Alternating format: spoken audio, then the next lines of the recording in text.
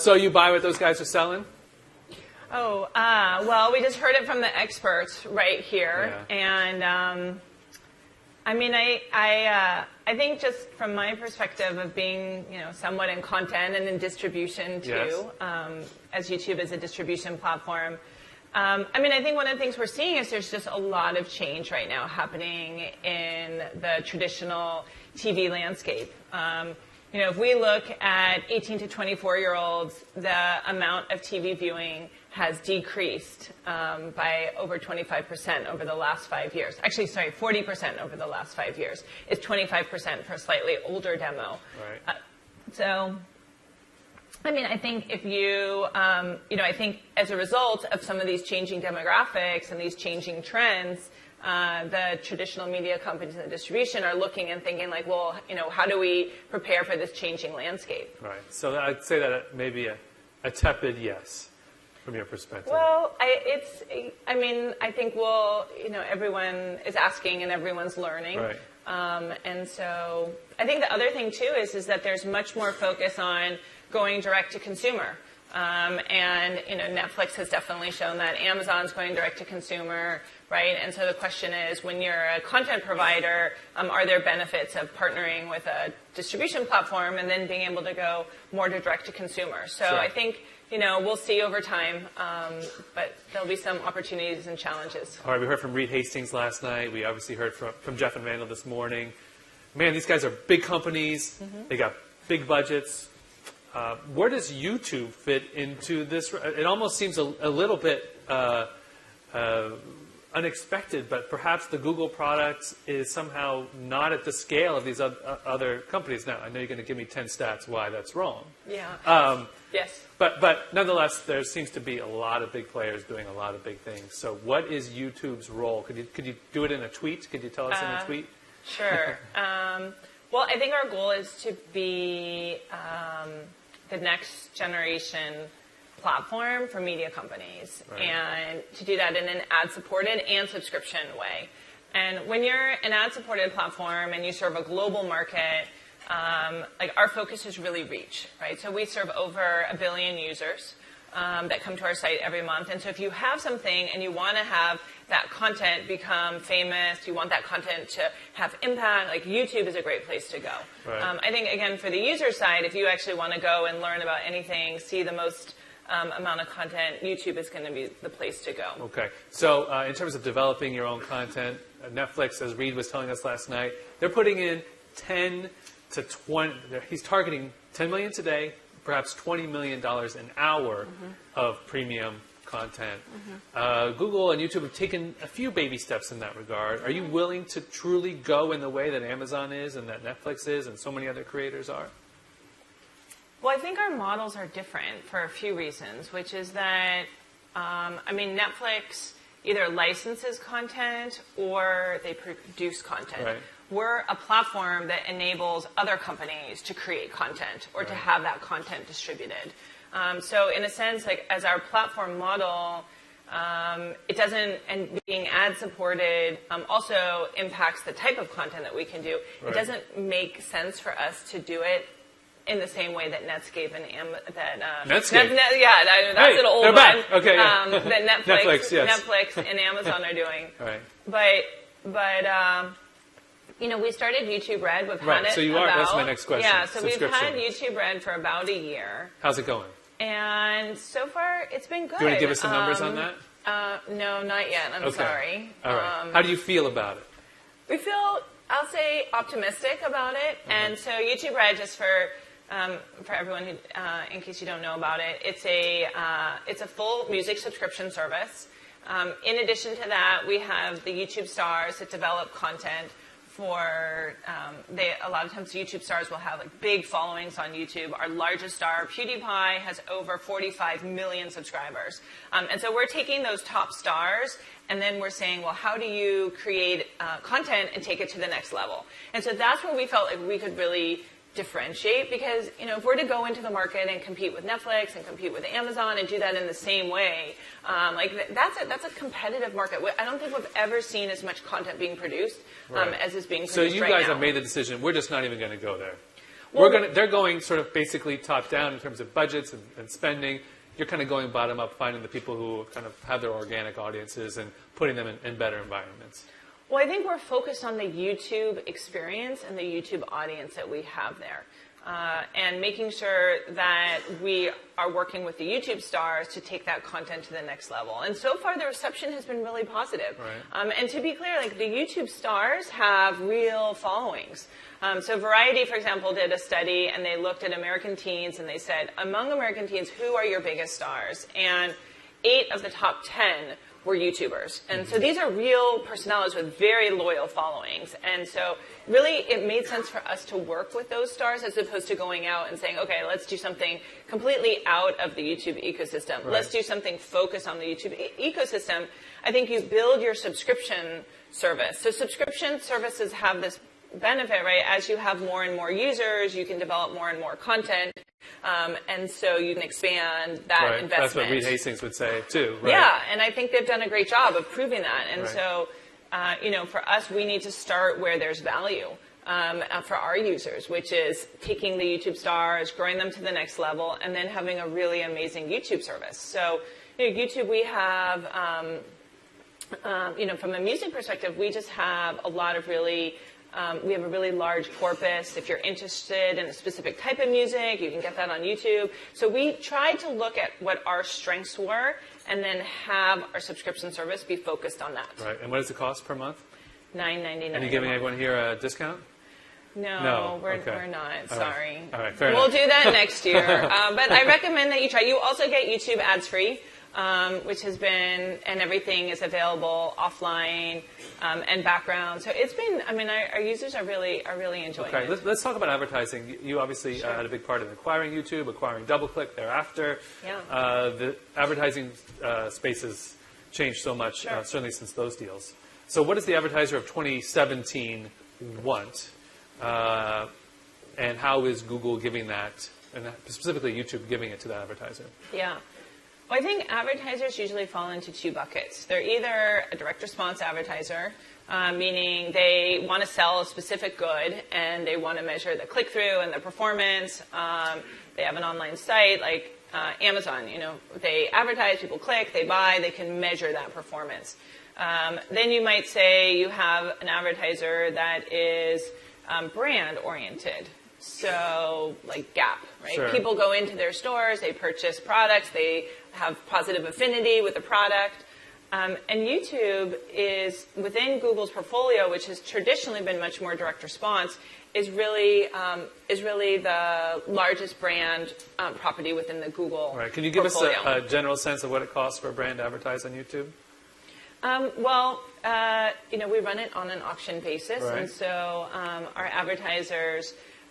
So advertising is sold CPM, Sure. meaning it's sold per 1,000 Right. impressions, and so it will vary. Rough. Is it changing at all, or is it pretty static right now? I think it's and it also varies. So I don't want to give a specific number Right. because when you look at advertising, you look at that for the specific audience that you're trying to reach, but then you also look at, like, is it men 18 to 24? Is it women in Vietnam? And actually, so one of the amazing things is we just have really, really broad reach across the globe. Right. And or do you want to run a global campaign? There was an interesting story in ProPublica about the merger of offline and online data for Google users. I got to tell you, it didn't make me feel very good. Why should we, and this was sort of one of the premises of the DoubleClick merger, was that merger would not happen, right? That you would not be able to identify me online and my behavior offline. So why should I trust Google with my activity, given that that change has happened? Well, Google at the end of the day is a consumer-based company, right? So we are based upon users coming to Google, doing searches because they believe they're going to get the best services, because they trust the company. And YouTube is the same way. And so at the end of the day, we're incentivized to do everything that's right for the user. And Right. if I were to summarize Google's philosophy in in 2 words, it would be focus on the user. I guess it's Right. more than 2. It's like 4 words. But focus on the user is so core, and I really think that's a distinguishing factor. And so when we think about everything, I mean, when we think about advertising, we talk about, like, you know, user performance. Think about TrueView. TrueView is an ad format where we're saying users should come and they should choose to see the ads, right? And the ad should be good enough that a user would want to see it. And the amazing thing about TrueView, like, I'm not sure I would have believed this until it actually happened, but like users do want to see ads. And the advertisers are now creating content that looks much more, or they're creating ads that look much more like content. Right. So maybe the reality is that people just don't care about privacy in the way they used to. Well, I don't want to say that. I mean, I think everybody cares about privacy, but at the end of the day, you have to look back and make sure, A, that you have control, that you have options, you have the ability to choose what's the right thing for you, right? And that the incentives are aligned. Right. Okay. So moving on to some of the issues particular to YouTube, there's been a long-running battle between copyright holders and YouTube about content being used. You've made a number of changes to correct that, but it's still a big complaint out there. And how do you see that evolving? And do you have any more specific plans to address, particularly as it comes to music that's posted on YouTube? Yeah, well, I mean, we have a system called Content ID, which is a technology that we have invested $60 million in. And Content ID enables right holders to be able to give us their content and for us to be able to identify their content. And then they choose, they either will say, take down my content if it's uploaded to YouTube, or they will say, leave it up and let me make money from it and monetize it with ads, or leave it up and not monetize it with ads, right? And why is the burden of proof, though, still on the content holder? Google is the second richest company on earth. Well, burden of which proof? Burden of proof on the content holder to demonstrate that the content's being appropriated. I mean, content rights are really actually knowing who owns the content rights. Jeff Bewkes can tell you the same thing. Yeah, I mean, I think if you talk to anyone who's a lawyer, right? Like, we have lawyers, they clear the content. So to ask a platform to be able to actually do all of that work, I think is really unrealistic. And that's why we have the DMCA, is so that we can have platforms. Those platforms enable innovation. And then the content owners will tell us, this is my content. We will, if it's identified on the platform, then we can take it down. But is simply calling something a platform, does that give basically free clearance to do as one sees? I mean, Facebook has some of these similar problems too. So is just calling something a platform good enough as we move into 2017? Well, so I think it's not just a platform. Like, we have a platform, we have the technology, we have lots of copyright owners who use that. We've paid out $2 billion, so this is like a real business. If you're a content owner and you're making additional revenue from that, it's really valuable. Okay. Facebook's had some problems. A great story in the Wall Street Journal about how they were miscounting some pre-ad rolls, I believe. Yeah. Did you see that? Did you Yes. know about that? How bad is it? I didn't know about it until I read about it, but I have read about it. How bad is Facebook? Will you tell us that? How bad is Facebook at doing this stuff? Well, I'm not sure I can comment about Facebook specifically, but what I can say is, I mean, look, I worked in advertising for over a decade. Before I got to YouTube, I led Google's advertising products, and I'll just say, when we first started, like, we would just be like, okay, here's your click-through on an ad. And people were like, yay, I can actually see my clicks. I can see where they came from. Like, if you read the Ken Aletta book, Google, like, he starts with a chapter of where traditional media comes and sees Google and says, oh my gosh, like, Google's actually going to give away the magic or the traditional media companies say that because Google's going to give all this insight into the metrics. And so we provide these very basic metrics. And then over the 10 years that I was running our ad systems, like, we could never provide enough metrics. They were always like, okay, we need like 10 more, we need 10 more, we need 10 more, and we need 10 more. Right. And so I think, metric. So what's the single most important metric now, knowing that all this information's out there, that the advertiser wants today from YouTube? Okay, you had to pick one. Okay, so we provide lots and lots of metrics. But if you're an advertiser, at the end of the day, what you're going to go back and you're going to look at is you're going to look and see, did this actually provide positive ROI for me, right? So I spent $1,000, I made $2,000. So Right. regardless of the metrics that we provide, they're going to see that, and we're going to provide metrics that are going to show And now that I them. have my or offline... brand lift, or like I increased awareness. Right. And now that I have the offline and online worlds merged, I can probably tell that you went to XYZ store to spend money on an ad you saw, right? So that's a value proposition for an advertiser. Well, I'm not sure we'll know specifically that, but you know, marketers for a long time have been doing in-store sales, right? And looking to see, oh, we marketed in this region and we got more sales in this area. Right. They're also third parties, so you know, so we provide metrics, but then they're third parties. So there's and their MRC is an accreditation of those metrics. There's ComScore, there's Nielsen. So there are many ways that those metrics. But metrics, look, I think you know, there's this old adage about advertising that came from a department store CEO who said, "I spend money on advertising, and half of it is valuable." I just don't know which half. Okay, Right. so that's the traditional way the So industry you think Google's works. bumped that up? Is like 55% now? No, I think it's a lot more than 55%. Really? What number would you put on it? I think you know 100%. Like you know you know, like these these are the clicks that I got. You Right. have a good understanding of the traffic that was driven to your site. So I think there's a lot of. I mean, I really think that advertising in the last 10 years has really undergone a renaissance of Sure. being able to give a lot more metrics. And you know, again, we can talk about that here, but you know, you look at these small business owners that actually now can reach audiences and can have a business that they never had before. It makes a huge difference in our economy. Okay, we have just a couple minutes for questions for Susan Wojcicki. Sure. Please. You could say who you are, too. Absolutely. Hi, I'm Amy Jackson from Glassdoor. So gender pay equality is still just the nut that can't be cracked, it seems. So at YouTube, how do you tackle this? How do you pay equally and foster that in your workforce? Yeah. So, I mean, I think gender pay equality is super important, and I know companies across the board in tech have spent time looking at that. I mean, I think we certainly strive to do that in every way possible.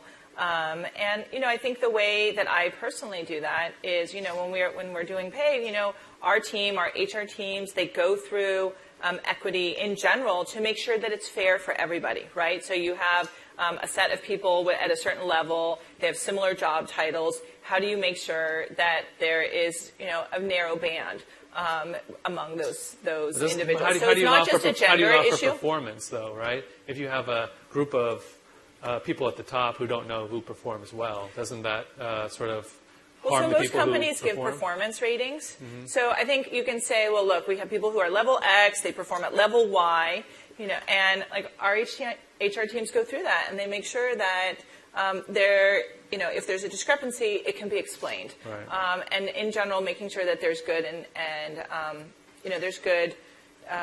You know, that the people at the same level with the same performance are paid in the same band. And I think that it's not just a gender issue, it's across the board for all types of backgrounds, all types of areas. You know, and I'll just say I've actually done it. I mean, there was one evening I spent the entire evening going through this for my entire team, and it's really complicated. Do you look at 1-year comp? Do you look at 4-year comp? What happens when you have somebody who is in say Zurich, where there's a different, you know, cost of living. So our teams work incredibly hard. We're very metrics driven to make sure that we have equal pay. Okay, maybe one last question. There, please, sir. There's been a lot of talk about YouTube Unplugged, which is a live TV service that you're working on. Do you have a sense of how much it will cost and any partners that you'll have in it? Yeah, so that news coverage is a rumor, and I will say that we work with all of the broadcasters and all the traditional media companies. We love to host the content on YouTube. We work with them for promotion to get that content distributed for them, and so that's where we are right now. So I guess if I'm going to interpret you, if I may, Sure. perhaps Go wrongly, ahead. it sounds like it's all about the negotiation and the right price. So that's how I interpret that. Do you want to add to that? Or It's a correct rumor. me? It's a rumor. Oh, okay. It's a rumor. But thank you for All that. right. For that All right.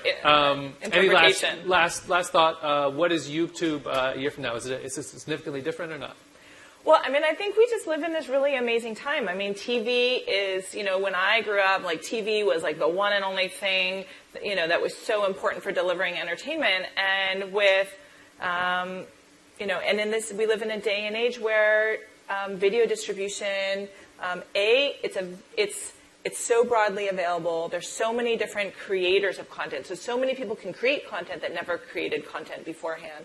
And so really, like, our goal is to be a platform for those next generation media companies. And if you look at the content that's being created, a lot of times it's really different from what we saw on TV. So I think, TV had a lot of great areas, but the how-to content, the music content, science content, and so, we're really excited about growing our ecosystem, growing all of the creators that are on YouTube, and being available broadly across the globe, and growing. I mean, right now we say we have 1 billion users, and we'd love to be available to all connected users across the globe. Okay, so I think that means a lot more PewDiePie videos are in our future, for better or for worse. I think there'll be PewDiePie